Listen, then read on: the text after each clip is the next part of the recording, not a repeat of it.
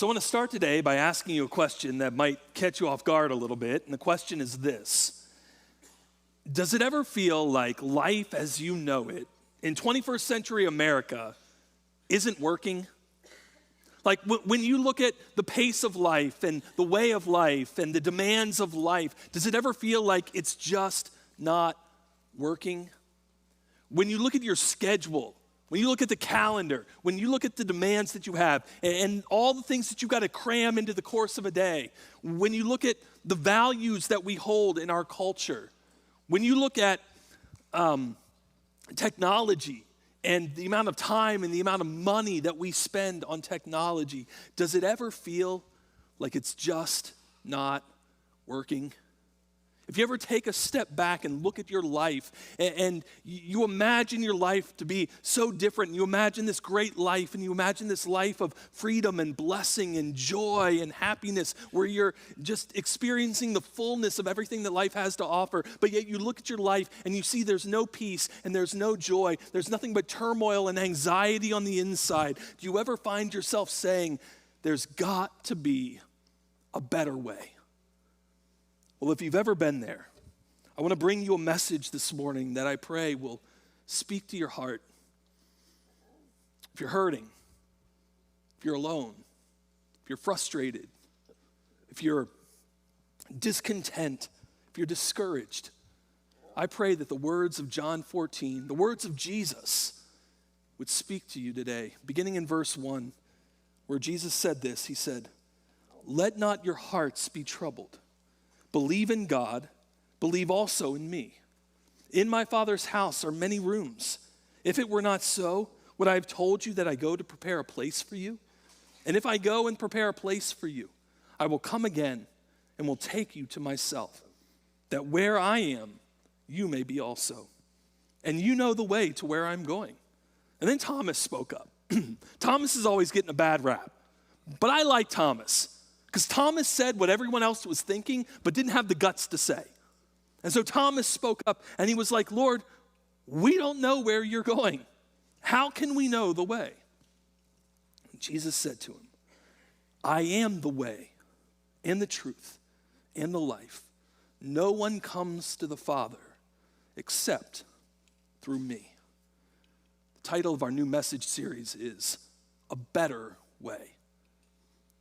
Would you agree that the way you do something or the way you say something matters? Right? Like you can say something that's true, but you can say it in a way that's unkind and unloving. This happens in Christianity all the time, right? Like when it comes to that statement that Jesus made, "I am the way, the truth, and the life," we tend to focus on the truth part. I am the way, the truth, and the life. We're all about the truth, right? Christians are famous for this. We want to speak the truth, and we got to tell the truth, and we got to stand up for the truth, and we got to defend the truth. We talk a lot about the truth of Jesus, but we neglect to talk about the way of Jesus. We talk a lot about the truth of what Jesus said, but we often overlook the way that he lived. I mean, think about it. Everything that Jesus did was intentional. It had purpose behind it. And so yes, Jesus stepped down out of heaven into earth as a human being so that he could go to the cross to atone for our sins. But Jesus also entered into our world to model for us a new way of living. The invitation of Jesus is an invitation to follow. You see this all throughout the Gospels. When Jesus encountered people in the Gospels, he didn't say, "Believe this truth." He didn't say, "Obey these commands." He didn't say, "Adhere to these doctrines." No, when Jesus encountered people, what did he say? He said, "Follow me. Follow me." This was common of rabbis in that culture. The relationship between a rabbi and disciple was one of life on life. And so a rabbi would handpick their disciple or their apprentice, and they would speak those very words to them. They would say, "Follow me. Come be with me." And So that disciple would then journey with that rabbi, and they would talk with one another, and he would observe the way that he lives his life. He would observe how he applies the scriptures to his life. They would ask questions of one another. They would talk about what it means and what it looks like to submit to God in every aspect of life. And so when Jesus stepped on the scene, he was just following the footsteps of all the rabbis who had gone before him. But the thing that set Jesus apart, the thing that made him different from all the other rabbis, was that he was not just one who taught with authority and spoke with authority, but he had ultimate authority because he was God in the flesh. He was the Son of God. Jesus came to establish a kingdom that was countercultural to the kingdom of this world. And the way that he lived his life and the ethics that he modeled were meant to paint a picture of this new kingdom that he was ushering in. As you read through the Gospels of Matthew, Mark, Luke, and John, and you look at the way that Jesus lived, what you'll see is that it was radically different than the way that most of us live our lives. I mean, think about it. When Jesus interacted with people, he was full of joy. And yet for many of us, we're full of worry and stress and anxiety. I mean, you never saw Jesus running around going, the economy's going to fall apart. The Roman government's corrupt. What are we going to do? No, Jesus wasn't worried. He told us, don't worry about tomorrow. God's already there. He's got it. And yet, how many of us run around freaking out our entire lives? Some sociologists say that this is the most anxious generation in the history of the world. As you look at Jesus, Jesus walked through life with his eyes open. He took the time to notice people. He saw people. He interacted with people. He took the time to sit down with people who were hurting, to get to know what their struggles were, what they were dealing with, what their hurt was. He spent time with them. And yet for many of us, whenever we hear about someone who has a need, we're like, yeah, it would be great to be able to meet that need. It would be great to be able to, help that person, but I just don't have the time. We run through life going from one thing to the next, and we don't even take time to slow down to notice the people around us, let alone get to know what their needs are, what's on their heart, what they're struggling with. When you look at Jesus, he was committed to spending quality time alone with his Father in heaven through prayer. I can't even pray for 3 minutes without checking my phone or thinking about what my next meal's going to be. When you look at Jesus, you see Jesus walking from one place to the next, right? And he wasn't walking like this. Like it was not hurried. It was not rushed. You never would see Jesus running. He lived this unhurried lifestyle. Yet for many of us, we run from one thing to the next, and we barely can catch our breath. We can barely hold our head above water. And what's scary is, if you really stop to think about it, we're in a hurry to become someone that we don't even like and that we don't want to be.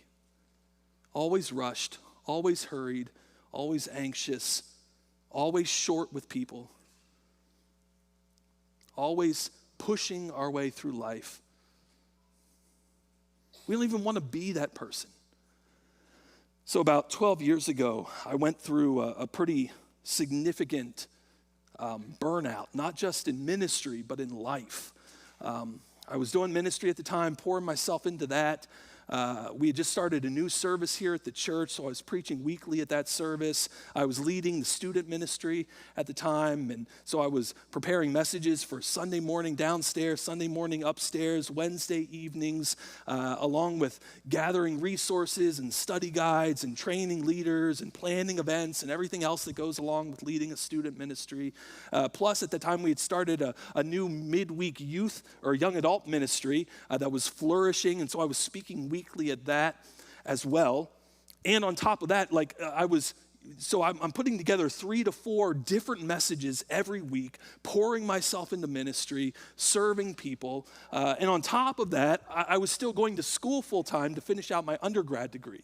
So I was traveling back and forth to Lancaster 3 times a week.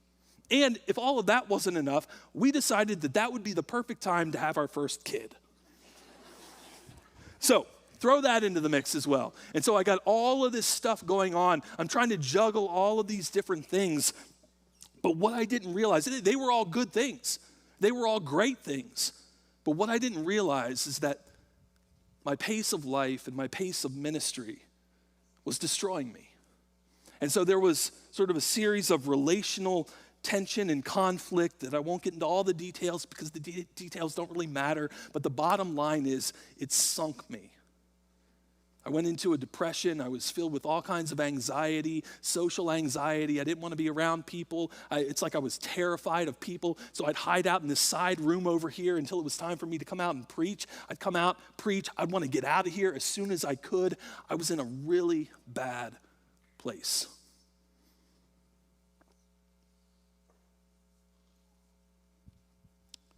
The way that I was, I was trying to do all of this stuff and keep all these things going, and I didn't even realize how bad it had gotten. But it was significantly impacting me. It impacted my performance at work. It impacted my schoolwork. It impacted my family. And it was killing me. The way that I was doing the work of God was destroying the work of God in me. Good motives, born out of a sincere desire to serve God and serve the church, led me to a really unhealthy place. And maybe you've been there before. Maybe you're there right now. Maybe you would say, yeah, the way that I'm doing the work of God is destroying the work of God in me. Or maybe it's not even the way you're doing the work of God, but maybe it's just your schedule. Maybe it's your pace of life. Maybe it's just running and constantly being on the go and looking at the next thing that you've got to do, and it's just wearing you down. Maybe it's some bitterness that you're holding in your heart. Maybe it's unforgiveness. Maybe there's somebody that hurt you and injured you, and you're just holding that all inside, and it's eating you up and it's tearing you apart. Maybe it's some secret sin that you're dealing with that's just eating you alive, and it's too much for you to handle. You feel like you need to talk to somebody about it, but you feel like you also have to wrestle with this tension of keeping it hidden, keeping it on the inside. Maybe you've been there. There's a passage of scripture in the Old Testament that speaks to this. It's in the book of Proverbs. Chapter 14, verse 12 says this: "There is a way that seems right to a man, but its end is the way to death." And I'm telling you, that's how it felt to me. Felt like I was doing the right thing. I was doing the thing that God had called me to do. I was pouring myself out, investing in the lives of other people. But it was the way that I was doing it. The pace of life and the pace of ministry was killing me. And maybe you're there. Maybe you're feeling burned out, stressed out, run down, anxious. If that's where you're at, Jesus would say, there's a better way. There's a better way. Jesus' invitation to follow was an invitation to a new and better way of living. In fact, do you know what the first century Christians were called? I'll give you a hint. Not Christians. Yes. Followers of the way. People of the way. As you read through the book of Acts, you see that these people who had surrendered their lives to Jesus weren't referred to as Jesus freaks. They weren't referred to as religious people. No, they were referred to as followers of the way, or people of the way. What's the way? Well, it's the way of Jesus. It's understanding who Jesus is, his character, his attributes, his nature. It's having a foundational understanding of who Jesus is. But not just that, it's then following in his footsteps, living your life modeled after his life. See, for these early believers, their goal wasn't just to have the right theology. It wasn't just to have a strong morality. No, their goal was to live and to love the way that Jesus lived and loved.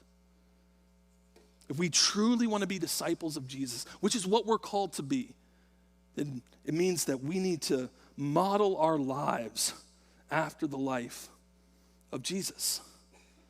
There's this beautiful passage in Matthew chapter 11, verses 28 to 30. It's actually an invitation. These are the words of Jesus. He said this, "Come to me, all who labor and are heavy laden." And so if you're tired, if you're run down, if you're burned out, the invitation of Jesus is, come, and I will give you rest. Take my yoke upon you and learn from me, for I am gentle and lowly in heart, and you will find rest for your souls. For my yoke is easy and my burden is light. Now, in this passage, it talks about a yoke. And that's kind of a word that we don't really use that much anymore. We're not that familiar with it. You might not even know what that word means. It's kind of an agrarian word. And it's this wooden cross piece that would join two animals together so those two animals could work together to accomplish a task, to sort of share the load with one another. And what Jesus is saying here is that really he extends this invitation to take his yoke upon us, which is kind of weird, right? I mean, this is kind of a strange metaphor that Jesus uses, because essentially what Jesus is saying is, if you're tired, if you're run down, if you're exhausted, if you're burdened by life, come to me and I'll put a work tool on your neck. It's kind of weird, right? Like, I don't know about you, but when I'm tired, when I'm exhausted, I want a massage. I want to soak in the tub. I want a vacation. I don't want somebody giving me more work to do. And oftentimes, this language of a yoke was used in reference to the law. See, in that day, the religious leaders had so compromised and twisted and distorted the law of God. They heaped laws and commands on top of the law to the point where it had become burdensome. It had become a heavy weight to bear. And so what Jesus is saying is, it was never meant to be that way. Faith in me, relationship with me, was never meant to be burdensome. It was meant to be liberating. And so there's meant to be freedom in following Jesus. And so he says, hey, if you're worn out, if you're burdened, if life just isn't working out for you right now, come to me. Come to me, and I'll give you a better way to be human. I'll give you a better way to live. Because there's an alternative. There's a different way. We don't have to get caught up in the way of this world. Jesus faced all the demands that you and I face on a daily basis and more. Crowds would gather to hear him preach and teach and to watch him perform miracles. People were constantly coming up to him with all their wishes and wants and desires and demands and needs. Everybody wanted some of Jesus' time. But he never allowed that to dictate his pace of life. Jesus spent time with people. Jesus lived an unhurried lifestyle where he preached to the masses, but then he took time to peel away, to disconnect from the crowds so that he could get alone and spend some time with his Father in prayer. Jesus sat down and had long meals with people that he loved. I don't know about you, but a lot of times in our family, we grab some food and eat it on the run. Or we're grabbing Chick-fil-A and eating in the car so we can keep on moving. Jesus took time to notice people. He slowed down. He got to know what was going on in their hearts and what was going on at sort of a soul level. For so many of us, we just rush through life, moving from one thing to the next. We don't even take the time to talk to people, let alone get to know what they're struggling with. If you ever look at your life and think, man, there's got to be a better way, I'm telling you, there is. And it's not just the truth about Jesus, but it's truth expressed through the way that Jesus lived. See, for a lot of us, when we think about discipleship or following Jesus, we think of it as just another weight, as just another thing that we've got to add into our schedule. We're like, man, I've got a job, I got a spouse, I've got all this responsibility, I got kids, I got grandkids, I got a mortgage to pay, I've got all this stuff that I've got to do, I'm overbooked, I'm overworked, I'm always busy, I'm always stressed, I'm always tired, and now you're telling me I got to pray and read my Bible every day, I got to live in community, I got to get into a group, I got to come to church, I got to serve. It just feels like one more thing to do. But pay attention to Jesus' language here. A yoke was used to tie together two animals, two donkeys, two mules, two oxen, so that they could carry a load together, whether that's pulling a cart or a plow in the field. And so Jesus is essentially saying, hey, I'm here, and I've got a yoke. Come alongside me. Tie yourself together with me. Match your pace of life with my pace of life. Let me do the bulk of the lifting. Let me carry the heavy stuff. Let me do the heavy lifting. You just tuck in right here close next to me, and it'll be easy. One of the hardest ways to follow Jesus is to live like everybody else around you, never changing the way you spend your time, never changing your schedule, never changing the way you spend your money, all of that stuff. And then trying to add discipleship to Jesus on top of all of that other stuff. But the easiest way to follow Jesus is to completely reorient your entire lifestyle to be patterned after the lifestyle of Jesus. If you're tired of the grind, tired of the stress, if you've got too much weight to carry and too many problems to solve, there is a better way. His name is Jesus, and his invitation today is come. Come. Take my load on you.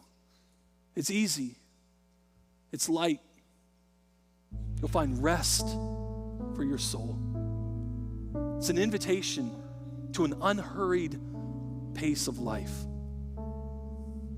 So if you're tired, if you're weary, if you're burdened, if you're worn down, the invitation is simple. Come to Jesus. Come to Jesus. I'm going to give you some space to just do this right now. Maybe where you're at, you just want to get in posture of surrender and humility. Maybe you want to kneel where you're at. If you don't, that's okay. You can just sit in your seat. But maybe for you, you need to physically get into this posture of humility and submission and just cry out to Jesus and say, Jesus, I'm feeling heavy right now. The weight of life and the burdens that I've been carrying and the pace of life, the rhythm of life is just not sustainable for me. I need something to change. Something's got to give. If it doesn't, then it's just going to destroy me. It's going to kill me. And so, Jesus, I just want to offload some of this stuff to you. I know that you care about me. I know that you care about what's going on in my life. I know that you care about my soul and my heart and my body and the totality of who I am, my mind, all of it. You care about that, Jesus. And so I just want to surrender and submit to you right now in this moment. Jesus, I'm giving you all of this stuff. I'm giving you all of my life. Would you take it from me? We have the confidence of knowing that when we do that, that he does. He takes it. He lifts it from us, takes it off of our shoulders. And he says, walk with me. Pace yourself with me as you journey through life. I'll carry the weight. I'll carry the load. You don't have to do it on your own. I'm with you. I'm beside you. I'm for you. I love you. And so, Jesus, I pray that you might begin to help us build some healthy rhythms and healthy patterns into our lives, that we might dig into your word and spend time alone with you, and that you might reframe our perspective, that you might reshape our mind around this different way, this better way of living. It's a way that leads us not to death, but rather that leads us into life and joy and freedom and peace, which is what you want for each and every single one of us. And so, Jesus, we come to you now just asking that we might experience some of that in our hearts, experience some of that in our lives, and that we might model it to the world around us, showing them that there is a better way. Amen.